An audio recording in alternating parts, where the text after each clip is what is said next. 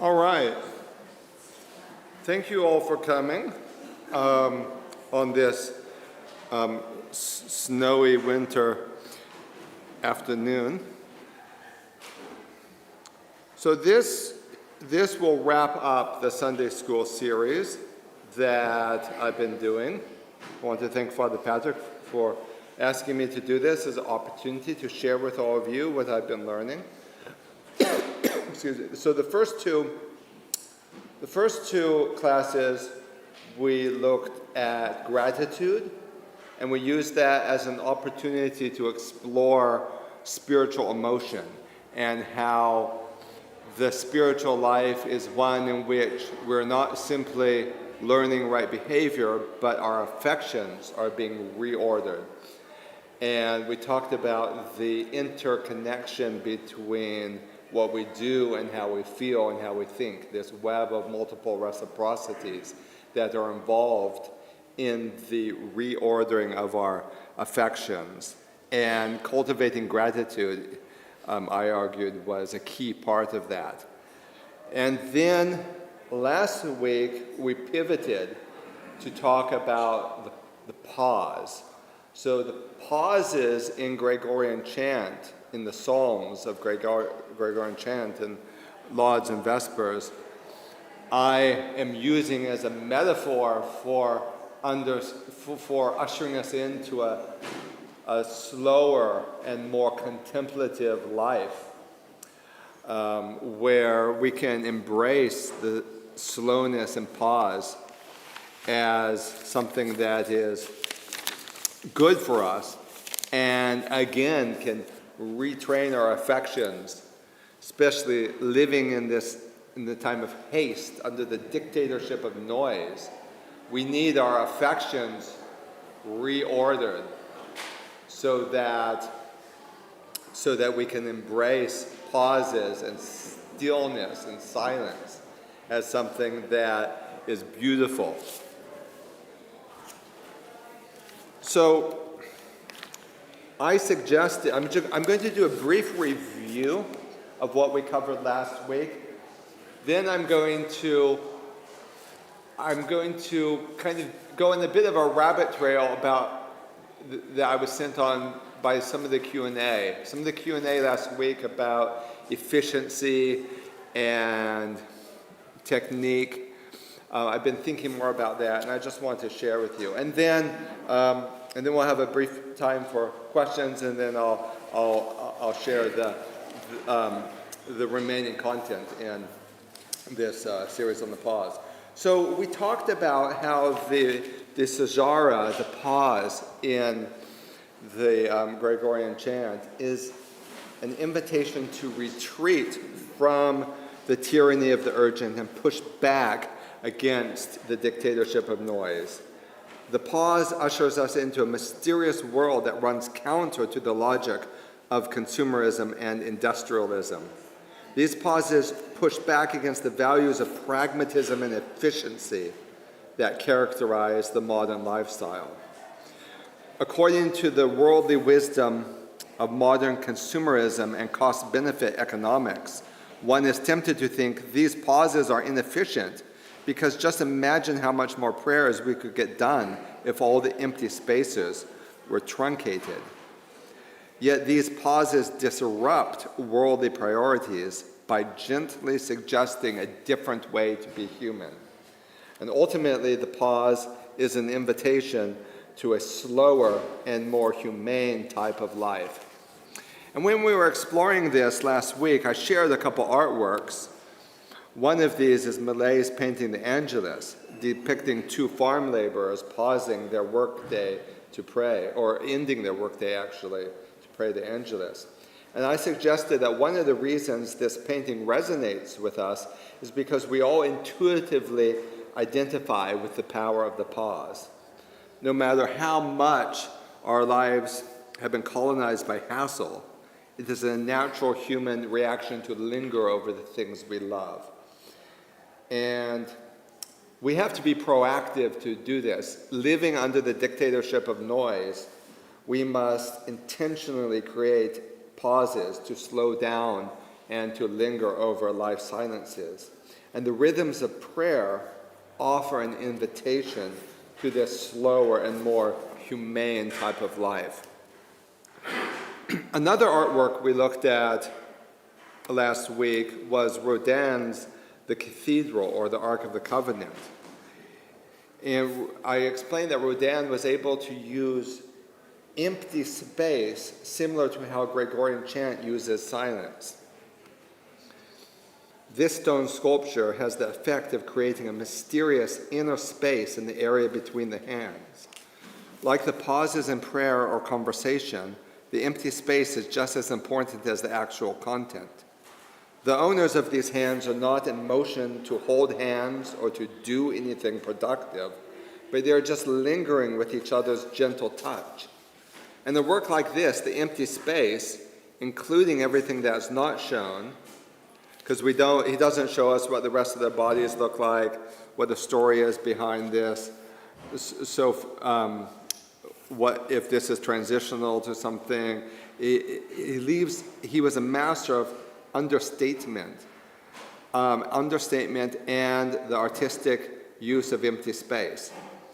But the empty space and what is not shown is just as important as the actual content. Rodin understood that what he does not show us becomes as important as what he does allow us to see, even as silence can often convey more than words. And within the economy of purpose and efficiency, we want to fill up empty space, just like we want to fill up life's silences.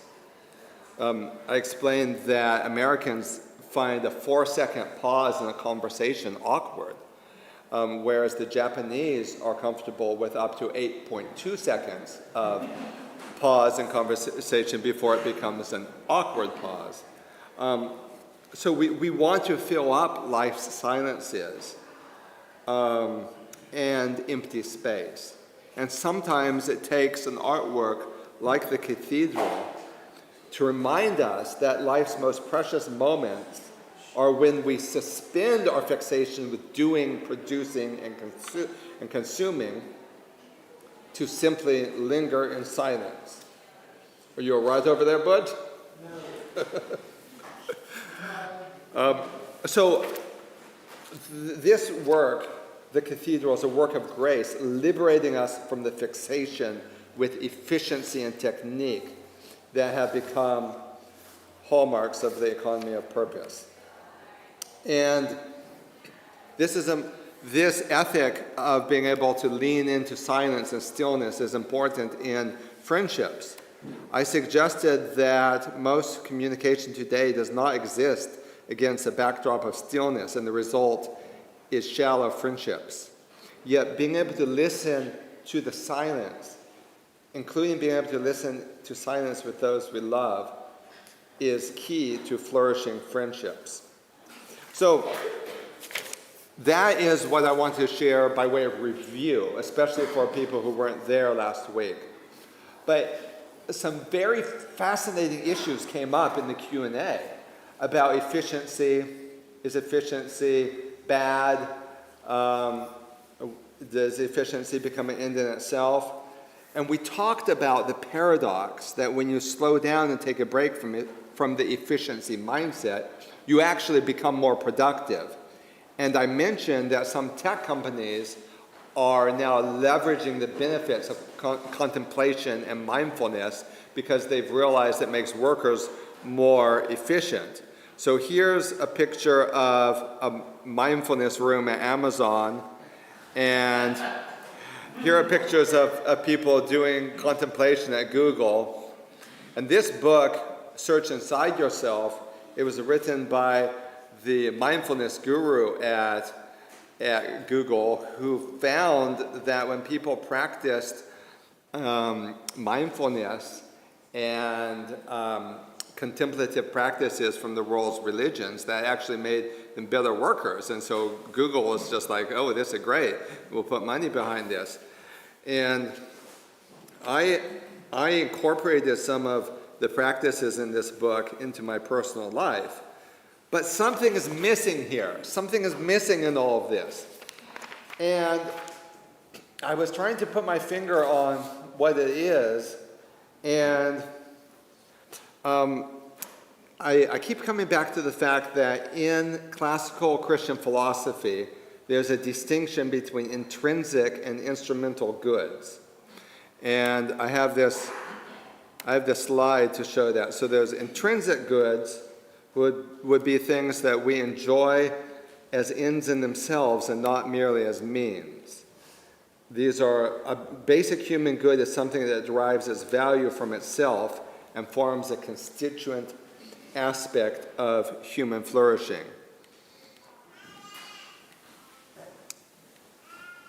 The most obvious example of a basic human good is virtue. Virtue is its own reward, not something that derives its value as a means to other ends. Of course, God himself is the highest human good, but Christianity recognizes that there are lesser goods that are constituents to human flourishing. And these would be things like health, creativity, attentiveness, marriage. All these things are not the highest good, but they are good in and of themselves. Additionally, there are activities and practices that are intrinsically good given the types of creatures we are. Activities and practices that are humanizing, like bird watching, making crafts, playing chess, dancing ballet, writing or memorizing poetry, offering or enjoying hospitality, practicing leisure in the classical sense. A well-ordered reason can recognize that these things are intrinsically valuable and are not mere proxies for the satisfaction of desire or mere instruments for other ends. But these activities and conditions are intrinsically beneficial given the types of creatures we are. They are intrinsically good, although not the highest good. But then we also have instrumental goods, things that are not good in and of themselves, but are means to the basic human goods. Things that enable us to reach our destination, things that are means rather than ends. Now, a really interesting question is whether political freedom is an instrumental good or an intrinsic good. And the libertarians at Reason Magazine quake in their boots if you suggest that political freedom is instrumental to human flourishing rather than something that's good in and of itself. So there's political questions here. In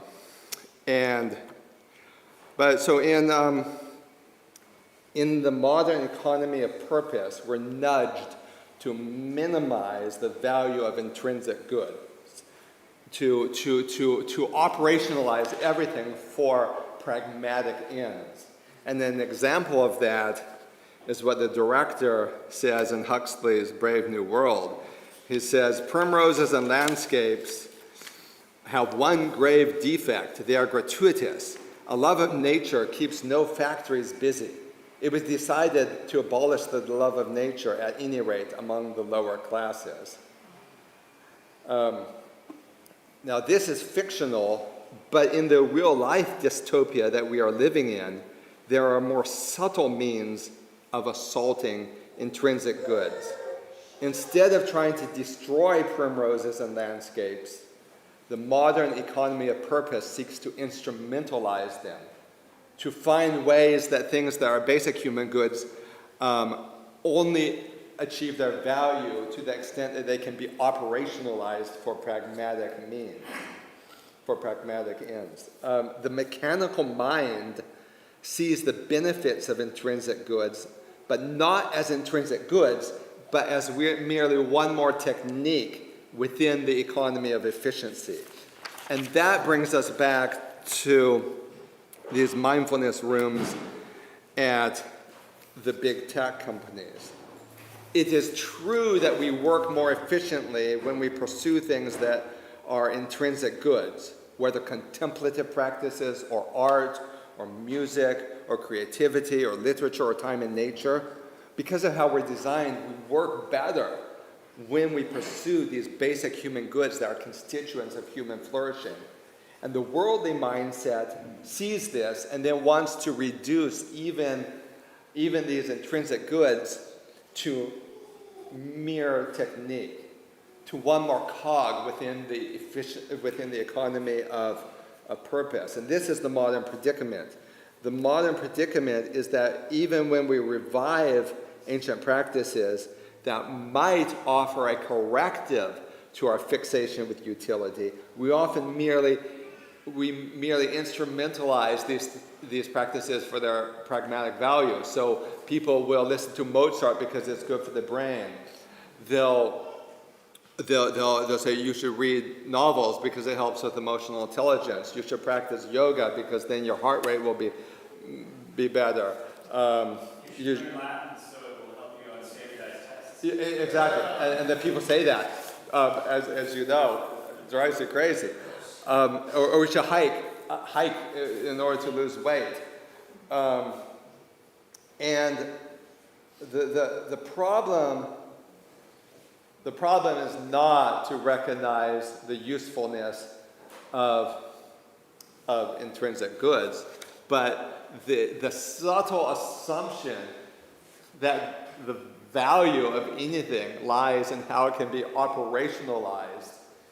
How it can be operationalized for its pragmatic benefits. Last week I gave the example that there are many economic and health benefits to a love relationship, yet if a man holds his wife's hand, if he holds her hand merely to experience those benefits, we would say that's perverse. And it will actually rob him of the very benefits that a relationship might otherwise bring. Similarly, there are many neurological and personal benefits to an active prayer life. But if you pray merely to boost your brain, then that's perverse and will actually rob you of those very benefits. The perversity lies in turning something that is good in itself, though not the highest good, and something that's a worthy end, into a mere means, into a technique, into one more cog within the economy of utility.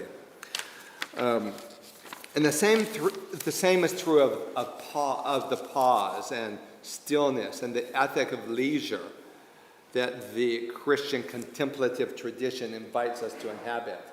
Because stillness and going slow and pausing align with how we were designed,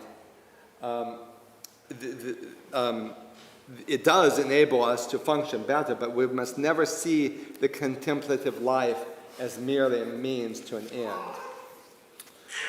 So that is that's what I wanted to share, the little rabbit trail that the Q&A sent me on. And before I jump into the rest of my content about the pause, or whatever we have time for, you'll have to keep an eye on the clock for me because I don't know what time it is. But before we do that, I want to just open it up for comments and questions about this, about intrinsic and instrumental goods and the economy of efficiency and so forth.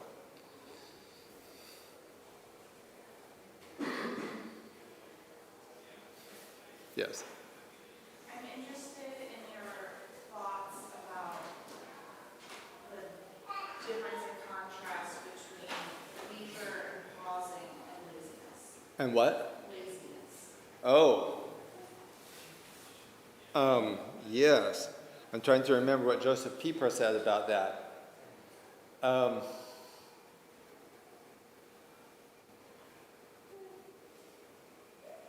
Let me find what he said. He addressed that, so let me find that and then get back to you, because I don't want to bungle it up. But he just addressed that very question. And I actually have that in my notes on my computer, so I'll grab that for you shortly.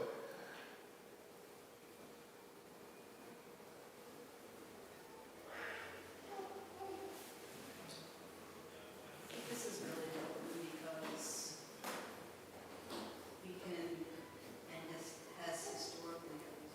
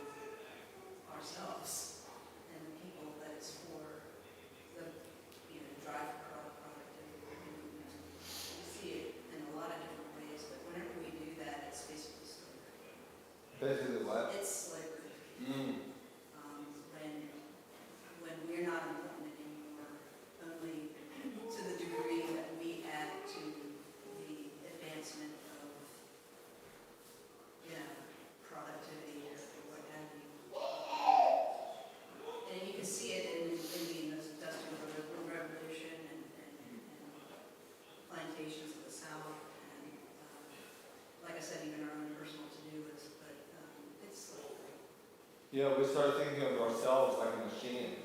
Exactly, like we're not important, the task is, but we're really not important, only so much as we're contributing to the task. Otherwise, we're a waste of life. Yeah, and modern capitalism can Yes. feed that mentality just as much as communism. Communism explicitly defined humans as workers, but capitalism does that as well. I'm actually going to be sharing some ways that we can push back against that. Yeah. Yes? I guess some of what you're saying is what we think about. One of the major problems in humanity post-fall is just that simple misprioritization of things. Just putting the wrong emphasis, the wrong focus. So man has put himself, or tried to put himself above God. So therefore everything's out of whack. And that kind of slavery that she was talking about earlier, that we're busy running around trying to make things that are less important more important, so we can ignore the things that really matter. Whether that's, and it all flows from, at some level, the attempt to be our own God, or things that we're actually supposed to be built for, or the blindness. And so you're saying, whatever worldly system is in the business of making itself more important. So that pause, that silence is uncomfortable because it makes you realize, it allows the spirit to start talking. It allows, so much of the frantic busyness is to drown out the conscience and to drown out the voice of God in the world. And so as we come back to this pause, there is a purpose behind it, but that purpose is kind of the end in and of itself. That purpose is to know God, be and experience God in your mind. Yeah, thank you. That's really beautiful, and it reminded me that I need to clarify that even with things that are intrinsically good,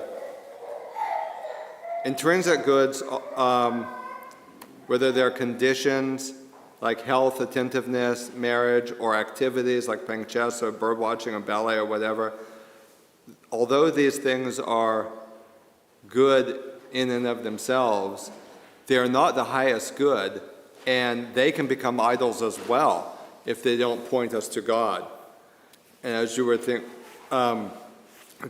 I was reminded of that just as different economic systems can make idols out of instrumental goods, it's possible also to treat intrinsic goods as if they are the highest good, rather than moving from shadow to reality. Does that make sense? Does that make sense? Do you have anything more to add?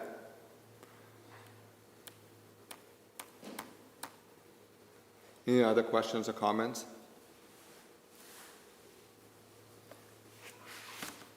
These are all great questions and observations. So I wanted to, what time is it?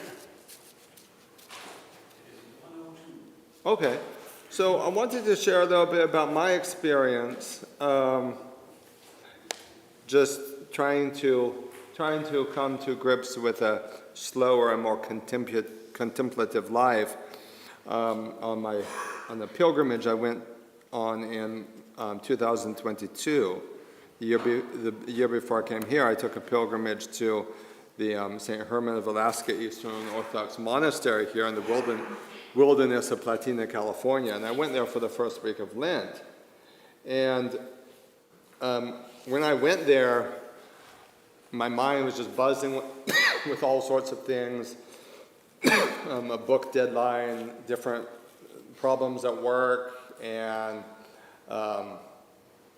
interpersonal problems, because a friend of mine had lost contact with her mother in Ukraine, and with the war was really kind of, it was weighing on me because of the friends I had who were in danger, and his buildings are being bombed and so forth. Just all these things in my mind, the news as well. And I was, every few weeks I get a migraine and crash because I just had too much work and too much stuff buzzing around in my mind. And so I was like, okay, I need to go on a pilgrimage to a monastery. And I was praying about my addiction to productivity and busyness, and as if in answer to my prayer, I found a book in the monastery library by St. Paisios of Mount Athos, his collections of some of his sayings and talks. And this quote in the book in the monastery bookstore really, I felt it really spoke to my situation then. I think it speaks to all of our situations, because we all can relate to what I experienced, just overwork and burnout.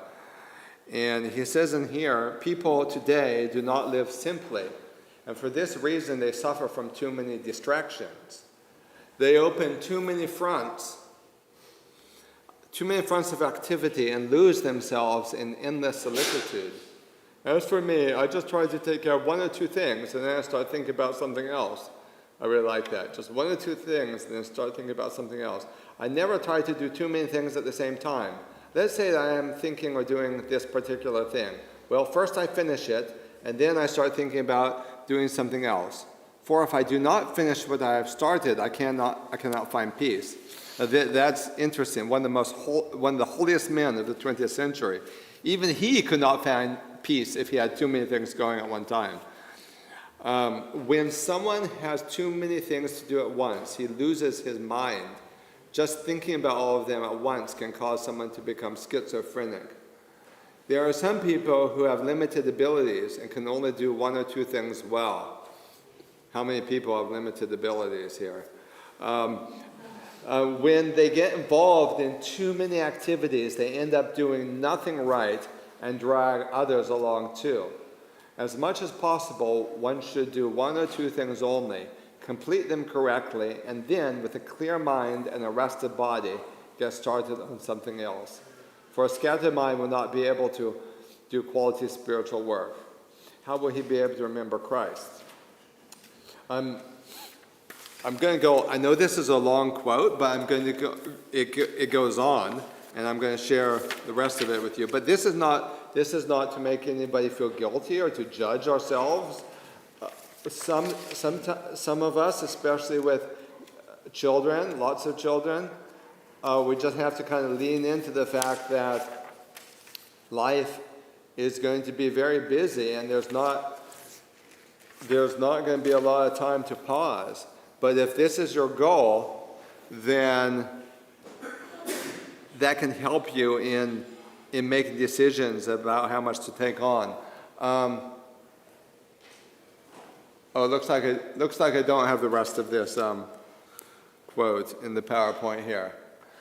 Okay. I thought I had more. So it goes on. And you can email me for the rest of the quote.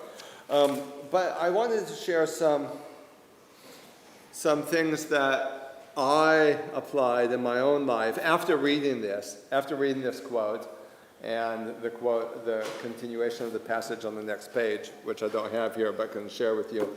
If you remind me, after reading that, I was like, okay, how can I simplify my life? And so a few things that it's meant for me is saying no to opportunities if it means less money.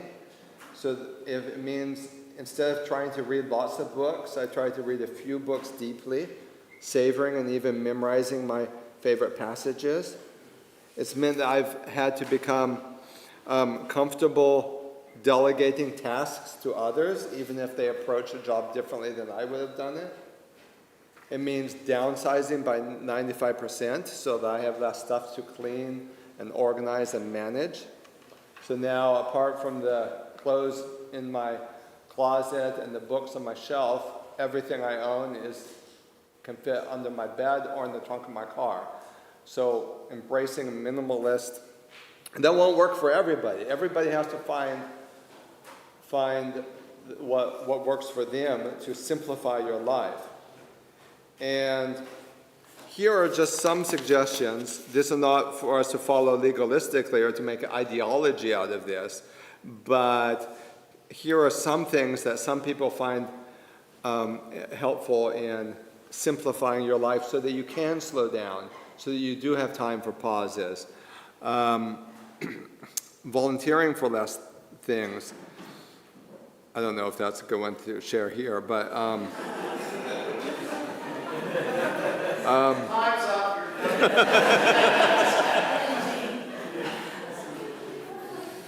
oh, here's a good one.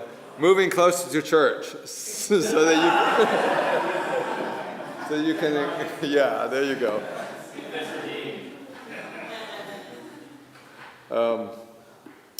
And simplifying your life might mean, I'm just going to quickly read all of these actually for the sake of the recording. Simplifying your life might mean volunteering for less things, even good things, so you have more time for contemplative activities. Simplifying your life might mean not over-preparing for things. Sometimes good enough really is good enough. Simplifying your life might mean moving closer to church so you can incorporate more services into your routine without merely becoming busier and more stressed. Simplifying your life might mean going through your to-do list with a black pen and removing everything that is not absolutely essential. If you're a results-driven person, then embrace contemplative activities that have no obvious pragmatic value as a form of asceticism. And this last point is particularly difficult for Americans, for modern Americans. If you can consider, if you vacuum the floor or do the dishes or write an email, it feels good because you have something to show for it. You've accomplished something tangible. But if I spend half an hour memorizing a poem or listening to music or doing a sitting meditation, there's nothing tangible to show for that, so we can feel unconsciously like the time is wasted. But that is precisely why we need to embrace these types of contemplative activities, almost as a form of asceticism.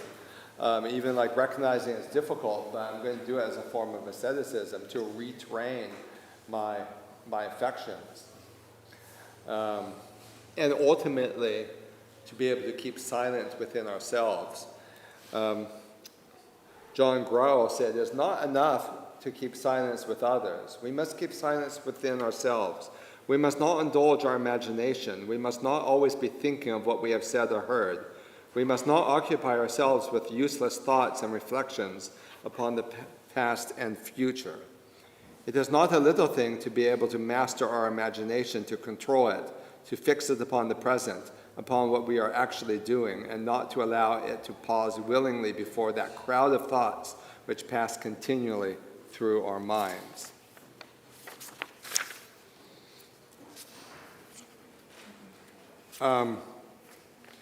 So I'm just going to, I want to leave plenty of time for questions, so just one little thing that I wanted to share from the 23rd Psalm is that sheep, you rarely, I've been told that you rarely see sheep lying down because sheep are hyper attuned to their surroundings and they don't rest unless they feel safe. And in order to feel safe, the sheep need to trust their shepherd. So in the Psalms, when it says, he makes me to lie down in green pastures, that is significant. And here's how one shepherd described it. Jamie Tronell is a shepherd, and he says, the sheep rely on the shepherd for the right conditions to rest. He prepares their pasture, eases stress in the flock, and wards off predators. Sheep trust their shepherd to lead and help them. They don't look too far ahead. Their only concern is the next step. Like sheep, our worries make us restless. When God is our shepherd, we trust him to handle worries, direct each step, and lead us to peace and rest. Isn't that beautiful? I think he's right, because we're like sheep. But instead of restlessly scanning the horizon for wolves, we scan our social media feeds, we scan the news, we scan our never-ending to-do list. And the result is not calm, but anxiety. But Psalm 23 suggests that we can be like sheep lying in green pastures, letting go of all anxieties because we have a good shepherd who is looking out for us. And that means that we can feel free and relaxed in simplifying our lives and going slow, because our survival does not depend on constant state of alertness and high arousal. So I'm just going to stop there and leave the remaining few minutes to hear all of your thoughts and any more questions that you may have about what I've presented today or in the previous Sunday school classes. Yes? I just have a thought.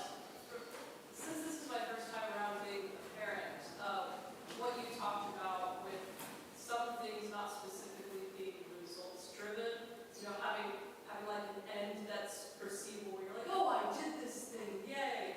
I think that's probably been the hardest part about just getting into parenting, is that your one goal is keep this little being alive. And that's it. Like, your only result at the end of the day is he's not dead. And that's about it. It's like this cyclical project that you're constantly doing. You're just feeding them and changing them and making sure that they're happy and comfortable. And at the end of the day, you feel like, I haven't gotten anything done. Oh my goodness. But you have. You've done everything. Everything that's important. That was just a random thought. That's what came to mind for me. That's very interesting. And pretty soon, all the child will want to do is play 100% of the time.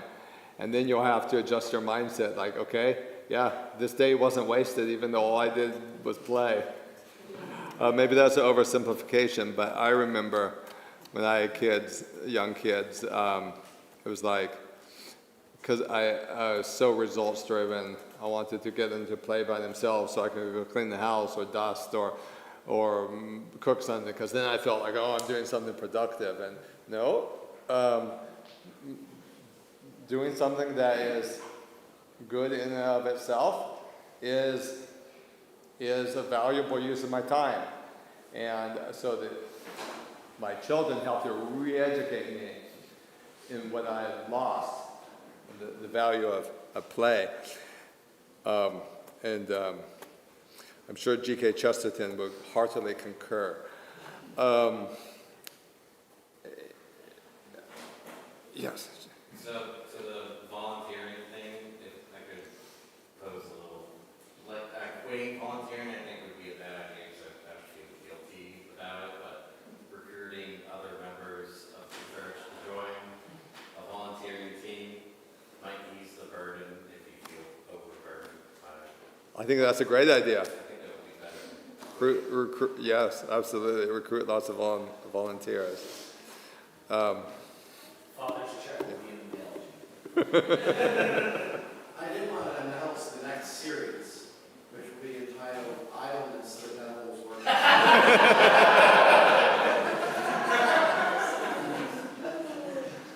Yeah.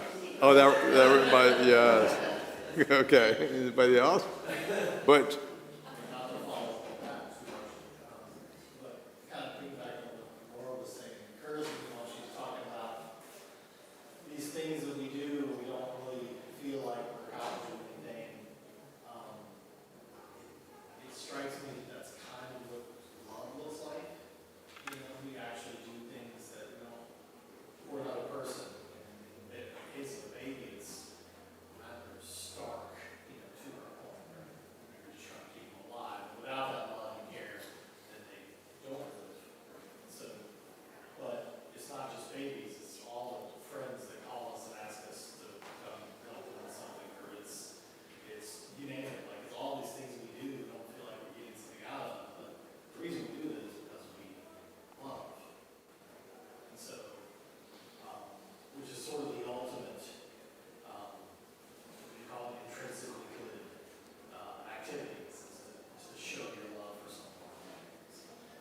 Yeah, love is ultimately gratuitous. It's just it's grace, pure grace.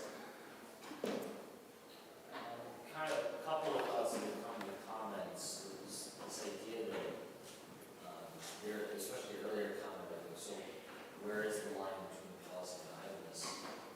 Oh yeah, I need to find that. Do you mind if I look for that quote while you're talking? It's kind of contained in the definition of the word pause. And the Father's sermon today talked about the pattern, the cycle of time. There's this cycle of work and rest. So if you're working all the time, that's not good. If you're resting all the time, that's not good. There's a proper place and a proper time for those things, and they're in rhythm and synchronized with each other. As we go through these seasons of rest and work and prayer, where all of them are being done the right way. And if we get them out of balance by prioritize, workaholics and sloths of both problems because they've disordered one in preference of the other, but they're both needed in balance. Absolutely. And that reminded me of Candace's question, and I've got the thing from Pieper here, which, Ron, right before you read that, can I make a comment? yeah, absolutely. So I think that there are many powerful,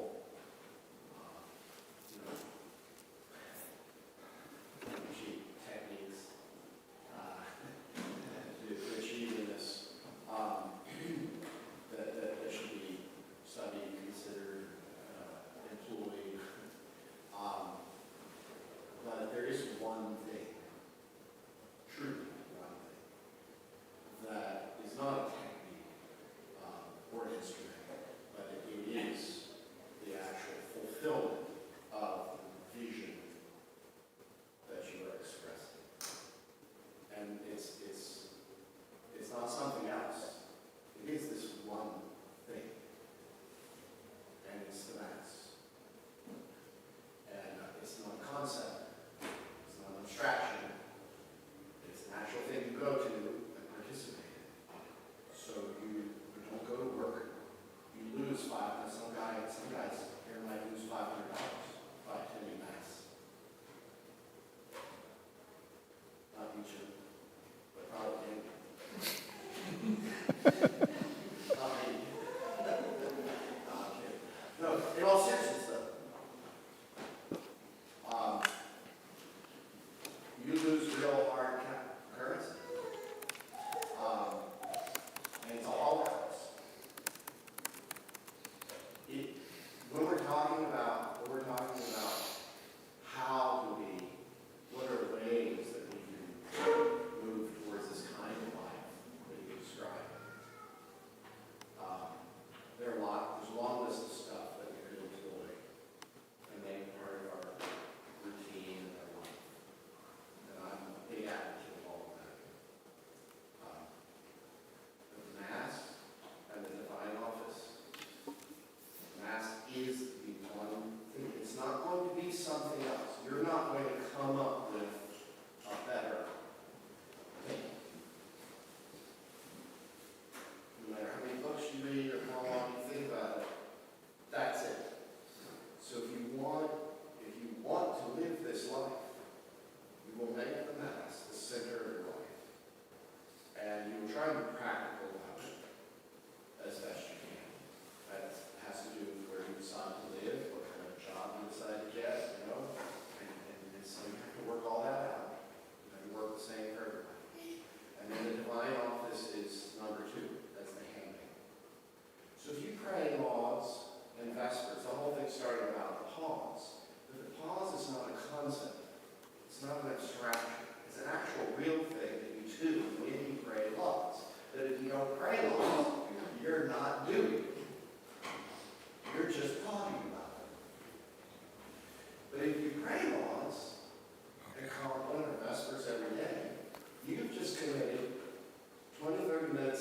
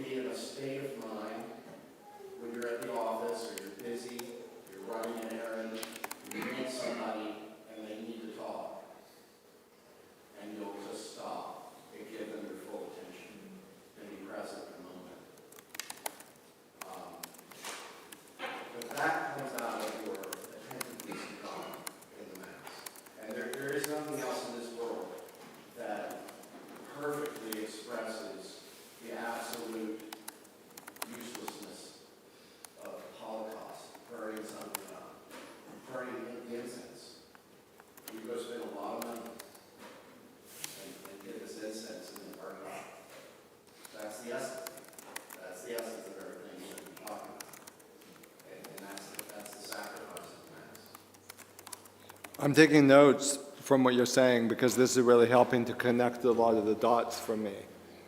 And I think sometimes we have to talk about some of these other things because if people are just going to Mass with an efficiency mindset or something, they'll miss this. And so we have to kind of, sometimes it's helpful to lean into this sideways by talking about leisure, talking about some of these other things, chess, ballet, nature. But I had to preempt by saying, what I was just saying was, yes, we need to discuss and look at these other things too. I'm not trying to in any way, shape, or form sort of devalue that exercise or that. It's very valuable to do that. So that was the matter. I know. But I'm taking notes from what you're saying because it's helping to connect some of the dots. Like in the Old Testament, they give their best lamb, and then it would be sacrificed and then burned. It's like totally useless on one level. And yeah, I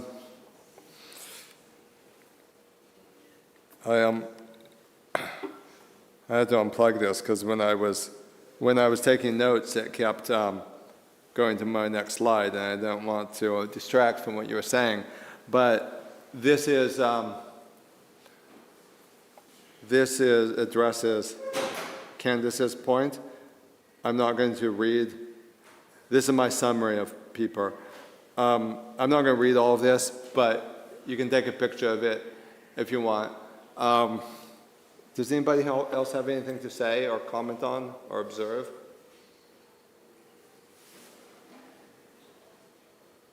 What time is it, Father? Oh, it probably say on my computer. Oh, yeah. So we're out of time. So thank you all for your attention and for all your great feedback. And let's keep the conversation going because I'm continuing to think and study about all of this. So I want to hear from all of you, including all your stories. So have a great rest of your afternoon. God bless all of you.